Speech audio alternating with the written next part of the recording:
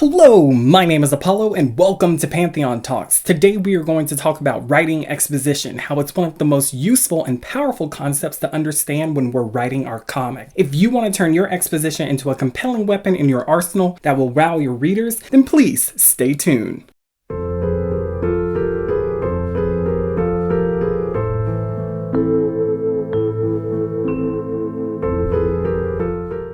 Welcome to the basics of writing exposition, part 1. Have you ever read a story that was really good, but included way too much info dumping? The author decided to make the first few episodes or chapters of their comic either full of background story or a detailed explanation of what was going on. Well, this is an exposition issue. And let me tell you, most people are not going to stick around for a long time and wait for you to actually get into the main story. A lot of authors fall into this trap. Remember, we're not creating a textbook or a novel. We're making a comic. Exposition is one of the most vital aspects of storytelling, and it's one of the easiest things to do wrong. Two of the biggest issues I see when creators use exposition is 1, a lack of a full understanding of what exposition actually is, and 2nd, where exposition should be placed. So let's start with the very basics of exposition and build upon it. What is story exposition? Often it's described as simple background information. However, it's a little more than that.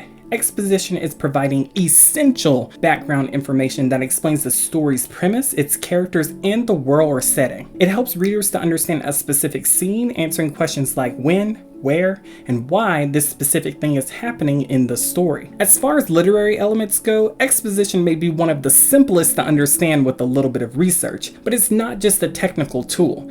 There is an art to nailing the exposition of a story, and often it's one of the trickiest parts for a writer. Provide too little of a character's background story or background details, and then the reader will be confused, but write too much expository information and the reader will be bored. As the writers of the story, it's important to provide enough exposition to give our readers the necessary context without tiring them out with tedious details. So now that we understand its basic usage, let's elaborate on the purpose of exposition. Remember, exposition is designed to convey information that provides insight into characters, world, or will help advance the story forward. But take this up a level. Advanced exposition can be used to incite, amuse, alarm, or even surprise our readers. By adding this needed information, it can provide emotional stakes throughout the entire story. The background information provided by exposition helps connect the readers on an emotional level and puts it in perspective the importance of the scene. This is vital information the audience needs in order to understand the story, but it doesn't have to be boring. We want to enhance the reader's understanding of the story while we are creating and encouraging them to make their own connections to the story on a personal level. However, despite the value of this information, when writing exposition, it should be kept to an absolute minimum. The audience should be given all of the information they need to understand the specific scene, and in most cases, that's literally all they need. So you may be wondering, if exposition is so easy to understand, then why is it so hard to execute? Well, I think authors fall into two traps: info dumping and rambling dialogue. Let's start with info dumps and why we shouldn't use them ever, even if your world is complicated. For example, I want you to think of a fantasy novel that opens with a 3 to 5 page chapter that just explains the world, and in my opinion, we could compare this to reading a textbook. For comic creators, these are especially deadly. Here's the cold, brutal truth. I want you to ask yourself, if you cut this info, does the scene and story still make sense? If the answer is yes, kick the exposition to the curb. A good example of info dumps is Star Wars. Now wait, before y'all get crazy, hear me out. At the very beginning of the movies, we get a long scrolling wall of text, which, let me tell you, your average person will not or does not care to read, which in this case, I happen to be both. Anyway, that scroll of text had a lot of useful information that would have allowed me to understand the story better. However, it wasn't needed. I watched the entire movie and to a relative degree understood what was happening just fine. My point, oftentimes we think the information needed to understand our world or our story or a scene is more important than it actually is. In my opinion, writing like this will stop a majority of our audience from continuing our story almost instantly. Simply because it's boring. Remember, people are reading our comics for entertainment. Readers don't want us to explain the information to them. They want conflict, they want relatability, a chance to figure things out, see where the story is going. They don't want info dumps. It's okay to put some exposition in our narration or simply explain some things outright, but if we find ourselves going off on a tangent describing our fantasy world's real estate laws, you might be in info dump territory. Basically, simplify your exposition. A novel may be able to get away with a paragraph, possibly even a page, and I'm being really generous here on the exposition, but as a comic creator, if you have a paragraph or more, then that's too much. Reduce it down as much as you can and aim for it to be 1 to 2 sentences max. Also keep in mind, some exposition can be saved for later. Our readers don't need to know everything all at once. So never, ever, ever info dump. It is the death of our story. Next, let's tackle rambling dialogue. We want our exposition to read effortlessly.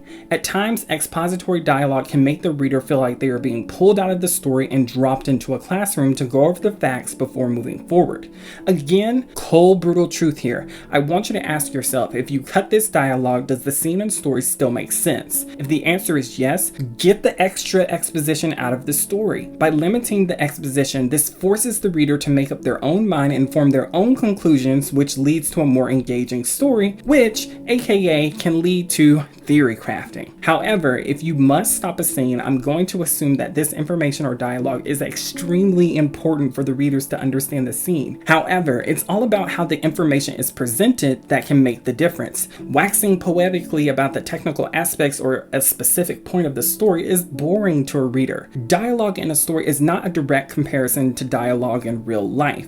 In real life, individuals repeat, they restate, they reword the same topic over and over again, sometimes for hours, which in real life that's fine, but in a comic that's a giant no. Remember, our readers can go back and reread an older conversation or a point that was made. We don't have to beat it to death in one scene or in one conversation between two characters. In my opinion, there's never really a reason for dialogue to ramble. In some cases it can be passable, but in most situations I'd suggest taking it to the next level and weaving that exposition into an exciting narrative which will have a much more powerful impact. A key example I'd suggest you looking into is the exposition found in Tokyo Ghoul, which has some of the best exposition writing I've ever seen. It's done so well that you don't even notice you're being told information. The writing style is very engaging even when it's giving facts about the world. Now that we've talked about what type of exposition not to use, let's go over some tips to improve our exposition. Tip number 1, keep it to a minimum. We've touched on this already, but break it down to only one sentence and save the rest for later, if needed. Remember, this is not a novel or a textbook, we're making a comic. Second, work the exposition throughout the narration of your comic, aka use indirect exposition. The audience doesn't need to know everything, give them the bare minimum to understand the scene, and then add in additional exposition throughout the story. This will help the story with tone, mood, pacing, and so many other things. Third, present it in an entertaining way. Now, this involves a lot of effort and research on your part because every story is different and every genre has a different way of storytelling. There's no advice that I can give that is a one glove fits all. But what I will say is if it reads like a sentence from a dictionary, then try again. Try to weave bits of your exposition into a more engaging scenes, possibly even into engaging dialogue. Tip number 4. Let the audience do some work. Giving the audience everything is boring. Plant seeds and wait for them to grow. Our readers will begin to theory craft all on their own, and the theory crafting breeds engagement. Of these 4 points, point number 2 I think can have the most powerful impact on our writing, which is using indirect exposition. Again, indirect exposition is when exposition is revealed gradually. This could happen in a variety of ways, which I will elaborate on in part 2 of our exposition journey. But basically, it eases our audience into the world, giving them just what they need. This makes the background feel more natural and seamless, which creates not only a compelling narrative, but also a more immersive experience. The exposition occurs during a scene, which means it contributes to moving the story forward. In part 2 of our Learning Exposition Basics, we will break down indirect exposition in detail and illustrate how to use it effectively. And this video will be super helpful in leveling up our writing, so be sure to check it out when it drops. Now, here is my very last point. When keeping in mind everything that we've discussed, let's apply this information specifically to exposition in a comic. One of the key elements to remember is our comic includes visuals. We are visual storytellers, people. Let's look at an example. So to set the scene, this is the opening line of a comic you are just starting. In a world full of dragons, vile monsters, and the most wicked of humans, no one is safe. This world is doomed, and yet the people still cry out for a hero. So ask yourself, what stood out to you? Did the information convey the danger of living in this world? Did the creatures mentioned seem like real threats? Was your connection deep into the characters within the story? Or was the opening very generic or typical in its basic description of a fantasy world setting? Now, this example kept to some of our most basic rules we established earlier. There wasn't an info dump, the dialogue didn't ramble, it kept to a minimum, and we could say the information was relatively entertaining. However, did the example depict the information in the best way possible for a comic? Let's look at an example again and notice the simple adjustments. This world is doomed, and yet the people still cry out for a hero. Did you notice the difference? A large amount of the expository information was removed, and the weight of understanding the information is placed on the panels and the audience. See, adding in these visuals helps not only to make the exposition more engaging, but it helps to strengthen the mood and tone of the story. And the audience now has to do work. They are not being directly told information, but they are seeing the information and coming to their own conclusions, or should I say the conclusions we've set up. Now, when we read this, we can truly see that living in this world is depicted as a real threat. Anything can be dangerous to our main characters. When we look at the illustrations, we don't need to tell the audience the world is dangerous. We see dragons burning down cities, a scary monster roaming the forest, a person being cut in half. Instantly, we get a true sense of how high the stakes are in this story. This is a story that's dark and possibly tragic. Without adding any additional words or dialogue into this example, we effectively tell and show the audience why this information is important. Never underestimate the power of adding in a few engaging illustrations, mood lighting, or special effects within the comic's exposition to really help sell the importance of that information. But we can take this even further and level up the storytelling even more. Ask yourself, how do we make this exposition connect to the audience?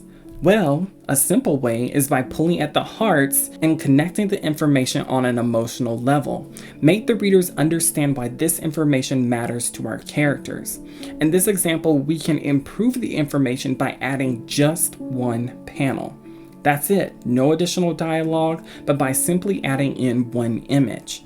So imagine reading this example again, reading the opening line, "This world is doomed," followed by our 3 terrifying images, and then you come to the lines, "and yet the people still cry out for a hero," followed by this image of a sweet and innocent baby. Instantly, the audience has a number of questions. Who is this baby? How could a child survive in such a dark world? Is this the hero that people hope will save them? By adding this one detail, it frames the opening sentence in a way that will impact the audience even more, and it adds a stronger opening hook, which will serve to only benefit the story. So here is a little homework for you all. A decent example of stories with a strong exposition-styled opening can be found in these comics: Villain to Kill, Tower of God, and The First Hunter. Of the 3, I would suggest specifically looking into The First Hunter. In 5 simple words combined with amazing illustrations, and I'm talking top tier here, this story is a perfect example of how to write exposition in a comic. It puts a majority of the figurative weight of explaining the situation that the comic sets up on the panels and the audience. As we can see, telling good exposition is an art. It's a delicate balance, almost like walking a tightrope, and that's why I've broken up this information into multiple parts, and I can't wait to develop more writing topics like this. Now, I want to hear from you. In your opinion, how does exposition affect a story? Does the way the exposition is presented make a difference to the audience? What are some ways you have found to write exposition in a fun and engaging way? Let the rest of us learn from your genius. I want to see some comments down below. If you've enjoyed this video, please subscribe, leave us a like, a comment, and most definitely ring the bell. A huge thank you and shout out to our patrons. If you want to support us while getting some extra content we don't post on Instagram or YouTube, head on over and check out our Patreon. Be sure to follow us on all our social media accounts, link in the description. We are particularly active on Instagram, so if you want to chat with us, then feel free to pop on by. Alright, I'll catch you in the next video.